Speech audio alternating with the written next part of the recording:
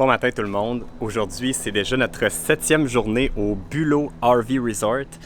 C'est un camping qui est de la famille Encore, puis ça fait partie de notre passe qu'on a pris, la passe Thousand Trails. Donc c'est assez exceptionnel pour ce voyage-ci. On s'est payé la passe Thousand Trails, ça coûte à peu près 700 $ si on fait la conversion en canadien. Ça nous permet de camper un peu n'importe où en Floride. En fait, ils ont des emplacements un peu partout dans l'Amérique du Nord, mais moi, j'ai pris la passe pour le sud-est des États-Unis et ça nous permet de camper partout avec cette passe-là gratuitement pour des périodes de 2 semaines avec une semaine de break entre chaque 2 semaines. Un peu compliqué, mais bref, aujourd'hui, je voulais juste commencer par vous montrer un peu à quoi ça ressemble notre emplacement. Donc là, on est assez privilégié parce qu'on a eu un emplacement élite. On est sur le bord de l'eau. Regardez ça. C'est drôle parce que ce matin, juste derrière moi, il y avait un genre de héron qui faisait une genre de danse. J'ai filmé ça. C'était assez drôle, puis c'est cool parce que là, maintenant, vu que notre roulotte est toute vitrée, on a cette vue-là directement en arrière dans notre salle à manger ou dans notre cuisine. Salon aussi. Et bureau. Ça fait pas mal toute cette pièce-là, dans le fond.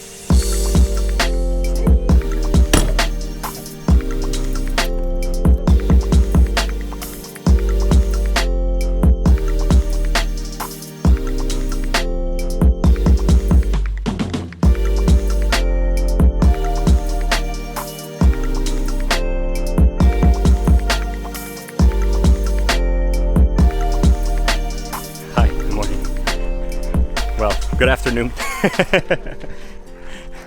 On commence à être tard pour le morning. Mon appréciation à date pour les Thousand Trails, c'est vite parlé parce qu'on vient juste de commencer nos séjours dans les Thousand Trails. Ce que je trouve à date, c'est que ils sont tous un peu mal situés par rapport à la plupart des state parks qu'on a l'habitude de rester. L'avantage, c'est que les state parks, ils se bookent tellement longtemps d'avance qu'on n'avait pas la possibilité vraiment de dormir dans ces endroits-là. L'autre avantage, c'est que ça revient vraiment moins cher à long terme avec la quantité de nuits qu'on peut passer dans les Thousand Trails. Le coût par nuit est vraiment très minime, donc c'est vraiment pas cher. L'autre avantage, c'est qu'on a tous les services, mais comme exemple par ici, on est à 40 minutes de Sainte-Augustine, à peu près une quarantaine de minutes de Daytona. On est comme entre deux villes. La plage ici est pas si mal, on va aller la voir tantôt. Il y a des petits trucs à voir, mais vraiment les grosses attractions touristiques sont toujours un peu loin des Thousand Trails et des campings de la famille Encore. Donc à date, c'est ça mon point de vue. On va voir si ça change dans les prochains établissements. Les avantages à rester dans un resort comme ici, c'est que de un, on n'a pas besoin de chercher de place pour faire notre lavage. Donc ça, c'est quand même un gros plus parce que ça a l'air de rien, mais à chaque semaine, il faut d'habitude sortir du camping ou du state park pour essayer d'aller trouver une place pour faire notre lavage. En plus, on a une piscine chauffée qu'on peut utiliser, puis il y a un paquet d'activités qui sont offertes sur le camping, mais il faut dire qu'on n'est pas du genre vraiment à rester dans le camping. On n'utilise pas tant que ça les activités, mais si on n'a rien à faire, il y a toujours ça qu'on peut faire. On n'est peut-être pas proche des attraits touristiques importants qu'il y a dans la région ici, mais il y a quand même plein de trucs vraiment intéressants à découvrir, comme les ruines de la plantation Bulow, qui sont à seulement 5 minutes de route. On fait comme prendre une petite trail aménagée super belle avec plein de palmiers. On se créerait vraiment comme dans un safari tropical.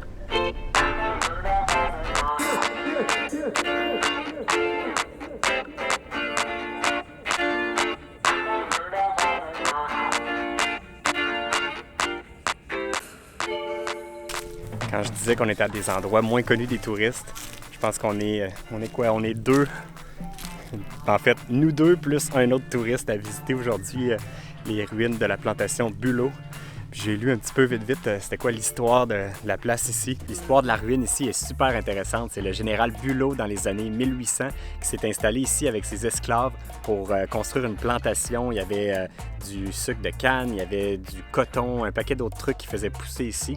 Et puis, avec le temps, ils ont fait ça sur les terres des Séminoles. Puis les Séminoles, c'est une tribu indienne qui se sont rebellés. Ils les ont chassés d'ici. Le général Bulow est obligé de s'installer à Sainte-Augustine. Et puis, les Séminoles ont tout brûlé ce qu'il y avait sur la plantation ici. Donc là, tout ce qui reste aujourd'hui, c'est ça, c'est les ruines. Puis là, aujourd'hui, l'État a repris le contrôle. Puis là, maintenant, ça devient un endroit touristique qu'on peut visiter. Puis c'est vraiment impressionnant à voir toutes ces anciennes bâtisses-là. On voit tous les solages, les anciennes constructions qui étaient là. Fait que c'est vraiment beau à voir.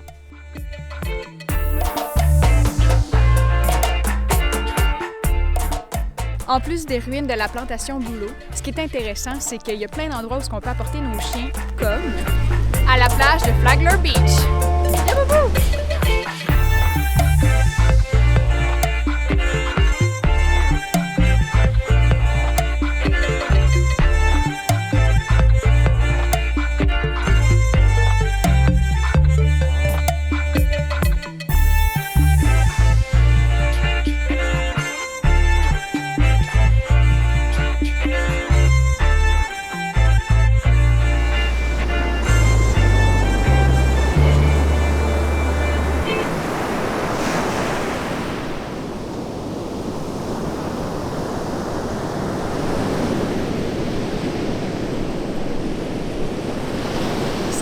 calme à la plage, mais on va se le dire, il fait quand même un petit 18 degrés avec un vent un petit peu froid.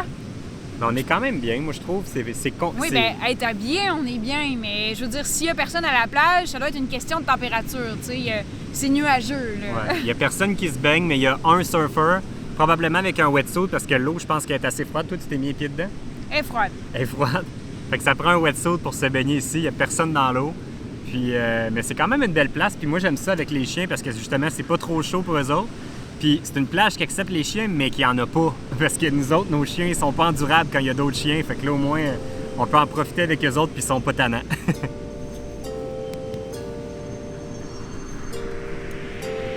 C'est pas tannant, mais c'est bon, hein?